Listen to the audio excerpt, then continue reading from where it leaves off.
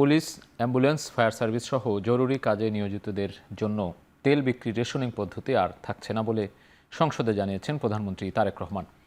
বিকেলে জাতীয় সংসদের প্রথম অধিবেশনের ২১তম বৈঠকে তিনি এ মন্তব্য করেন। এদিকে জ্বালানি পরিস্থিতি মোকাবিলায় করণীয় ঠিক করতে ৩০ দিন মেয়াদী ১০ সদস্যের বিশেষ সর্বদলীয় কমিটি গঠন করা হয়।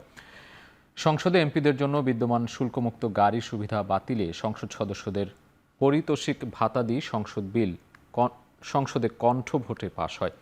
অপরদিকে মির্জা ফখরুল ইসলাম আলমগীর সংসদে বলেন, নেত্রকোনার পূর্ব ধলায় জামায়াতে ইসলামীর সাংসদ মাসুম মোস্তফার ওপর দুর্বৃত্তদের হামলার ঘটনায় প্রয়োজনীয় ও আইনি সব ব্যবস্থা গ্রহণ করা হয়েছে।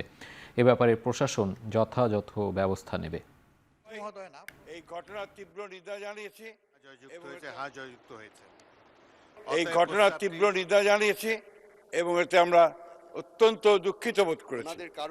আমাদের সংসদ নেতা পাশেই বসে আছেন, তিনি আমাকে বলেছেন যে তিনি নিশ্চিত করবেন যেন এটা সুষ্ঠু একটি তদন্ত হয়। পুলিশ সহ এমার্জেন্সি বাহিনী যারা আছে, পুলিশ হোক, অ্যাম্বুলেন্স হোক, ফায়ার ব্রিগেড, এই জাতীয় যারা আছে, তাদের উপর থেকে এই যে এম্বার্গোটা ছিল এটা সরিয়ে নেওয়া হয়েছে।